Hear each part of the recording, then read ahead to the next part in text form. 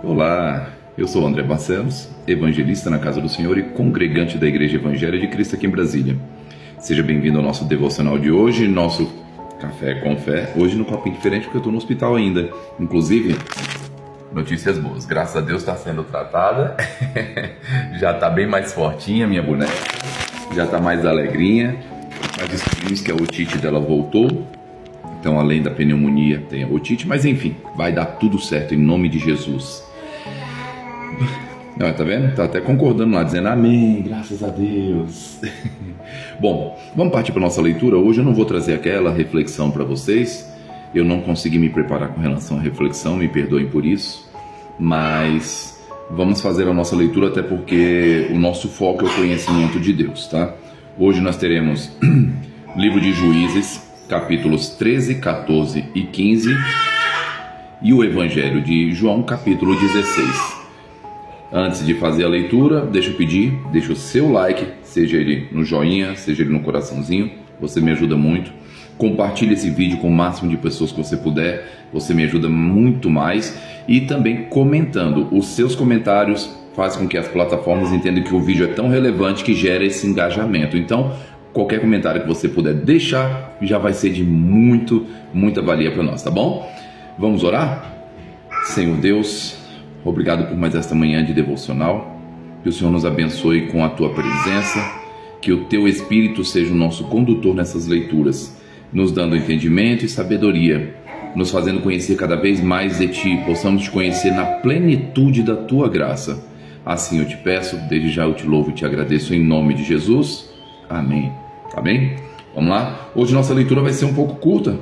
Todos os capítulos são relativamente menores do que os que costumamos ler. Então, Juízes capítulo 13, falando do nascimento de Sansão. Mais uma vez, os israelitas fizeram o que era mal aos olhos do Senhor. Por isso o Senhor os entregou nas mãos dos filisteus, que os oprimiram durante 40 anos. Naqueles dias, um homem chamado Manoá, da tribo de Dan, vivia na cidade de Zorá. Sua esposa era estéril e eles não tinham filhos. O anjo do Senhor apareceu à esposa de Manoá e disse: embora você não tenha conseguido ter filhos até agora, ficará grávida e dará à luz um filho. Portanto, tenha cuidado, não beba vinho e nenhuma outra bebida fermentada e nem coma nenhum alimento que seja impuro. Você ficará grávida e dará à luz um filho, do qual jamais cortará o cabelo, porque ele será consagrado a Deus como nazireu desde o nascimento. Ele começará a libertar Israel das mãos dos filisteus.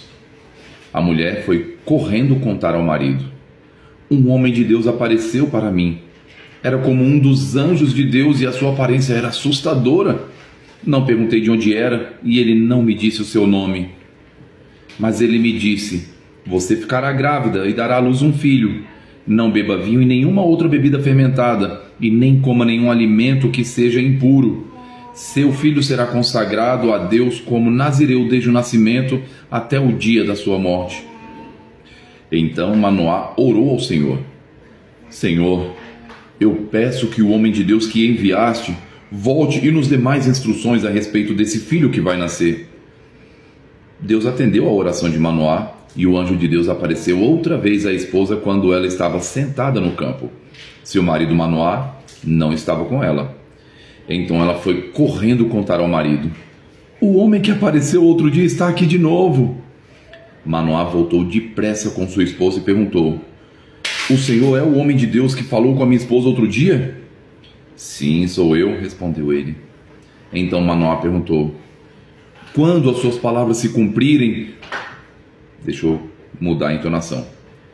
Quando suas palavras se cumprirem, como devemos criar um menino? Qual será o trabalho dele? O anjo do Senhor respondeu: sua esposa deverá seguir as instruções que lhe dei. Ele não deve comer uvas, nem passas.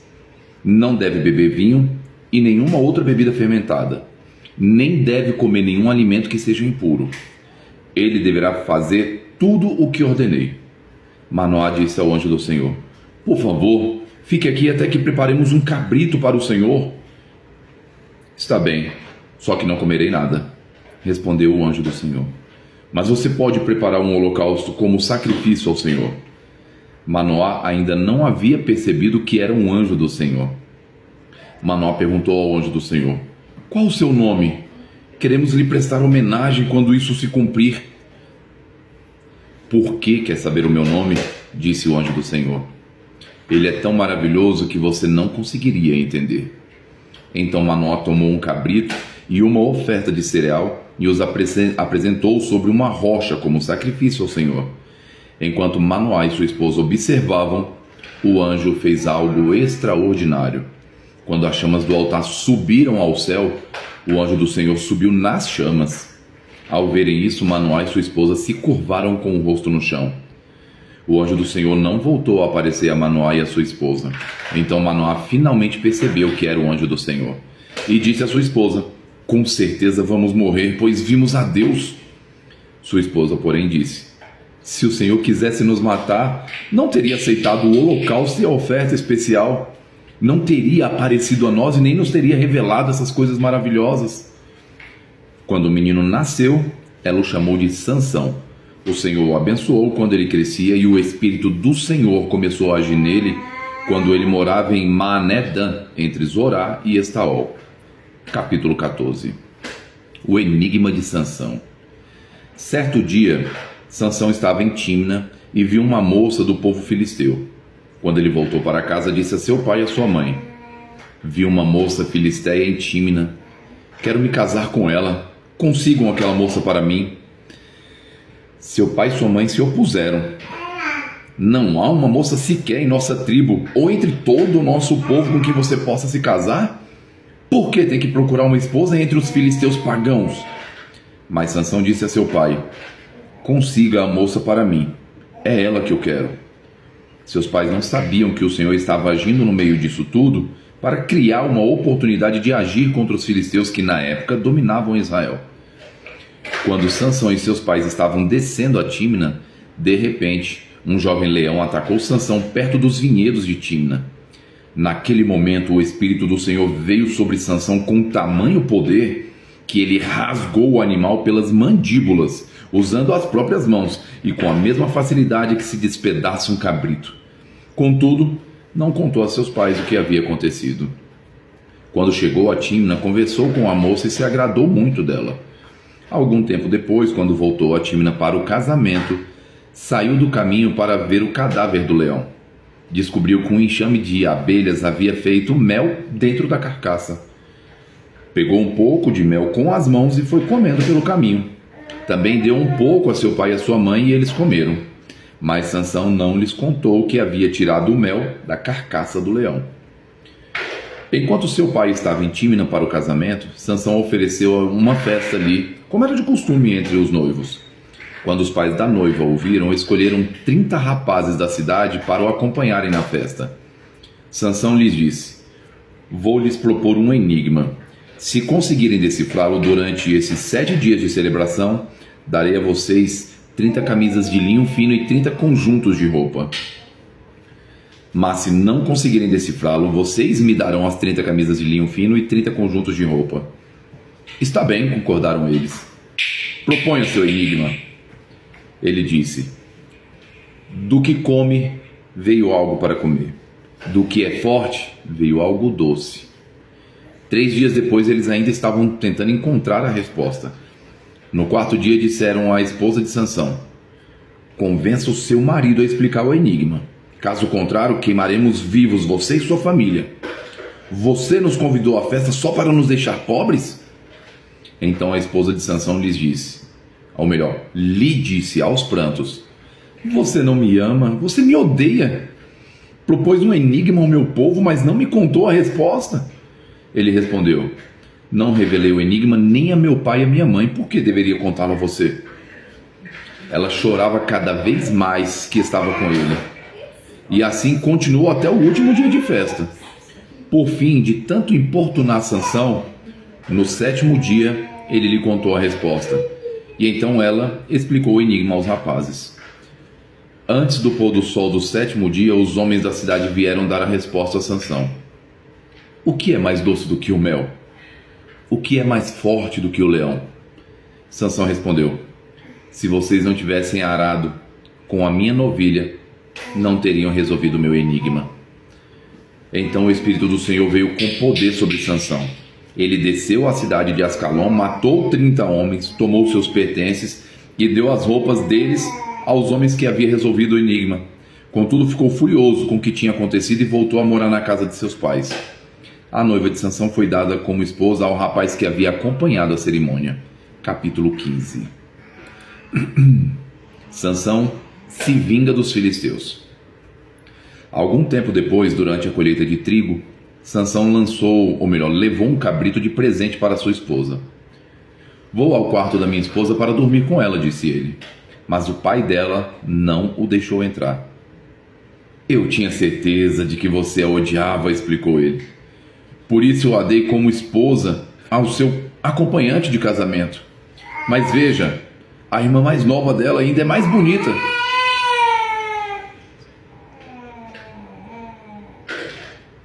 A irmã dela mais nova é ainda mais bonita, case-se com ela. Sansão disse: dessa vez ninguém poderá me culpar de tudo o que eu fizer a vocês, filisteus. Então saiu e capturou 300 raposas. Amarrou-as em pares pela cauda e prendeu uma tocha em cada par de caudas. Depois acendeu as tochas e soltou as raposas no meio das plantações de cereais dos filisteus.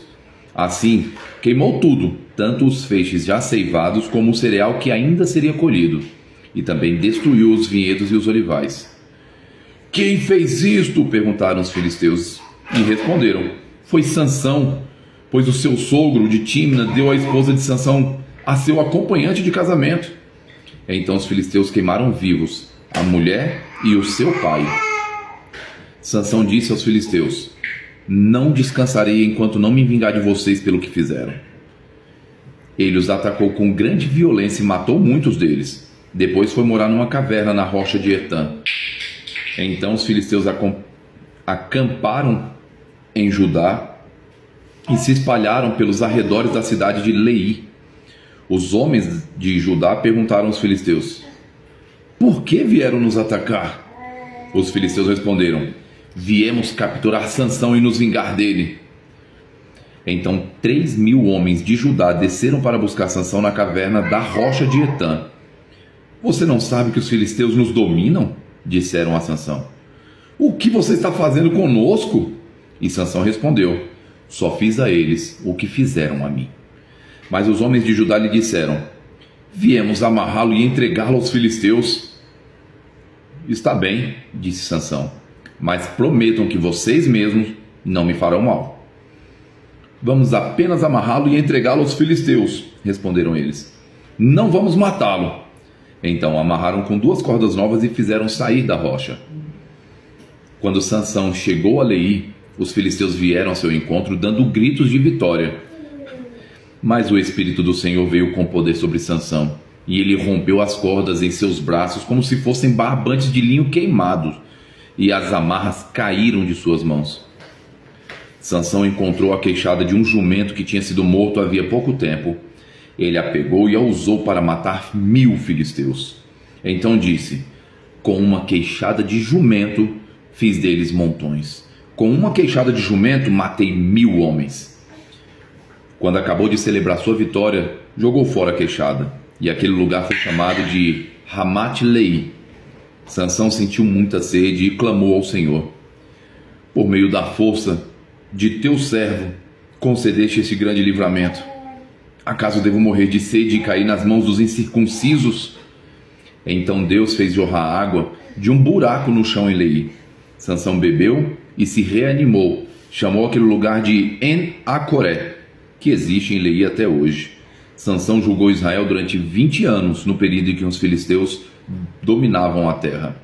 E agora vamos para o Evangelho de João, capítulo 16. Nós lemos agora Juízes 13, 14 e 15 e vamos para o Evangelho de João 16.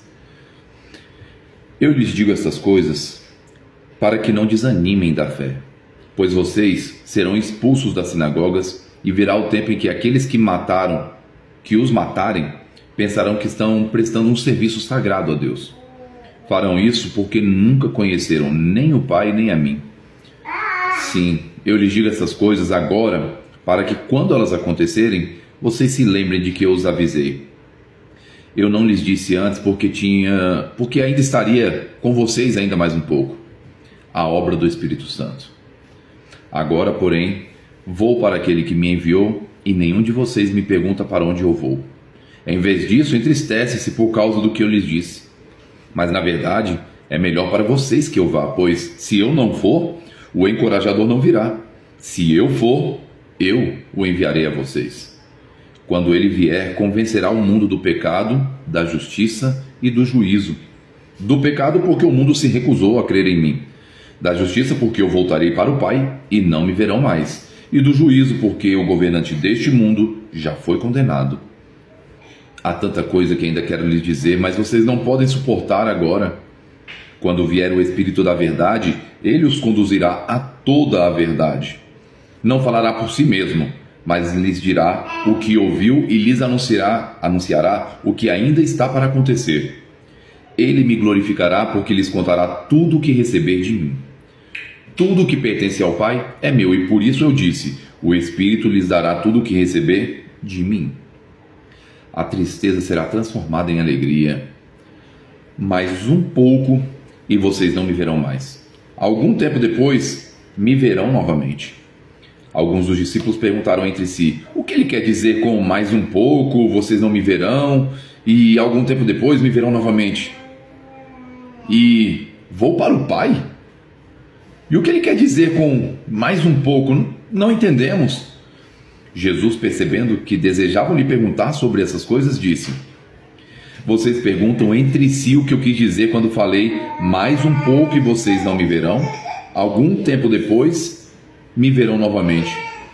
Eu lhes digo a verdade, vocês chorarão e se lamentarão pelo que acontecerá comigo, mas o mundo se alegrará.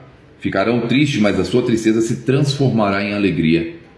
No trabalho de parto, a mulher sente dores, mas quando o bebê nasce, a sua angústia dá lugar à alegria, pois ela trouxe ao mundo uma criança. Da mesma forma, agora vocês estão tristes, mas eu os verei novamente. Então se alegrarão e ninguém lhes poderá tirar essa alegria. Naquele dia, não terão necessidade de me perguntar coisa alguma.